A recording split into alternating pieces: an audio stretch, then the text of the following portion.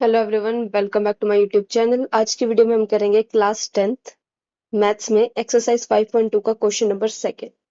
तो बिना time waste करे करते हैं question number second. Question number second में बोला choose the correct choice in the following. इसमें ऑप्शन दे रखे थे, हमें मतलब चूज करना है। एमसीक्यू वाला क्वेश्चन है ये।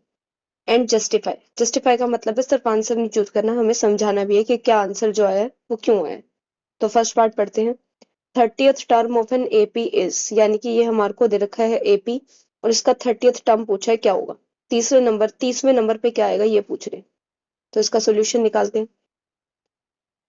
एपी क्या गिवन है हमारे को? एपी गिवन है 10, 7 एंड 4, यही गिवन है। तो इसमें हम ए निकाल लेंगे। ए क्या होता है? First term. ए हमारा है 10। डी निकालेंगे। डी क्या होता है? A2 minus A1। Second term और फर्स्ट टर्म के बीच का डिफरेंस जो होता है उसको कहते हैं डी। तो 7 माइनस 10, यानी कि आंसर आया -3। और तीसरी चीज क्या है? एन। एन हमारे को बोला 30th टर्म, तो यानी कि तीसरी टर्म बतानी है, यानी कि एन क्या हो जाएगा? 30।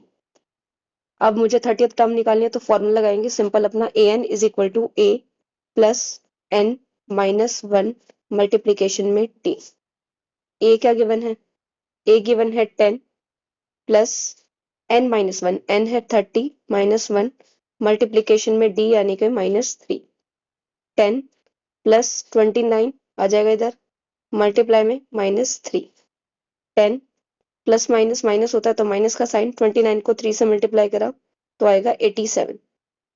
And 10 minus 87 is -77। तो फर्स्ट पार्ट का आंसर आ गया -77। ठीक है, समझ आ गया होगा। अब करते हैं सीधा सेकंड पार्ट, ये भी काफी इजी है। हमें पूछा है 11th टर्म बताओ एपी की। ये हमारे को एपी दे रखा है, तो सीधा सीधा सॉल्व करते हैं ये भी। एपी क्या गिवन है? एपी गिवन है -3 -1/2 एंड 2। ये एपी है। और हमें इसमें क्या पूछा है? कौन सी टर्म निकालो? 11th टर्म निकालो, ये हमारा सवाल है। तो पहले देख लेते क्या क्या गिवन है। ए गिवन है -3 आ जाएगा, फर्स्ट टर्म होती है ए। डी आ जाएगा कैसे? A2 माइनस A1 करके। तो A2 क्या है? -1/2। अब यहाँ पे माइनस का ध्यान रखेंगे, माइनस का साइन है तो माइनस लगा देंगे पहले। और A1 भी जो है वो भी माइनस वाला है, तो -3 ब्रैकेट के अंदर लिखेंगे। अब -3 के नीचे कुछ नहीं है तो यहाँ 1 लगाएंगे। सॉल्व करते हैं। -1/2, माइनस माइनस प्लस होता है तो यहाँ जाएगा प्लस का 3 अपॉन में 1। एलसीएम लेते हैं, यहाँ आएगा 2 -1। 2 को 1 से डिवाइड 2 को 1 से डिवाइड करा तो 2 आएगा, 2 को 3 से मल्टीप्लाई करा तो 6 आएगा, +6। माइनस प्लस माइनस होता है तो माइनस करके आएगा, 6 में से बन गया 5/2। यहाँ तक डी आ गया। और एन मुझे बोला है 11th टर्म निकालनी है, तो आ जाएगा 11। सॉल्व करते हैं अब इसके बाद।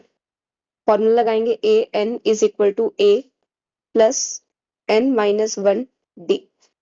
ए क्या है? ए हमारा अभी क्या है? -3 प्लस एन। एन है 11 -1 मल्टीप्लीकेशन में क्या आएगा? डी। डी है 5/2। -3 ही रहेगा, प्लस 11 में से बन गया 10 मल्टीप्लीकेशन में 5/2। अब इसको इजीली सॉल्व कर लेंगे हम। 2 1 ज़ा 2 एंड इधर आ जाएगा 5 -3 प्लस का साइन, 5 5 ज़ा 25। माइनस प्लस माइनस होता है, 25 में से 3 माइनस गए तो हमारा आया आंसर 22। तो हमारे सेकंड पार्ट का आंसर क्या आ गया? 22। यहाँ तक हमारा क्वेश्चन नंबर सेकंड कंप्लीट हो गया। इससे पहले हम एक्सरसाइज 5.1 कंप्लीट कर चुके हैं।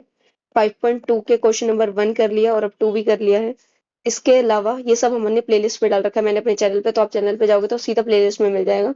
इसके अलावा चैप्टर 4 भी कंप्लीट हो चुका है। तो जो जो आपको देखना है और साथ के साथ आगे भी देखना है, उसके लिए चैनल को सब्सक्राइब जरूर करें। Thanks for watching.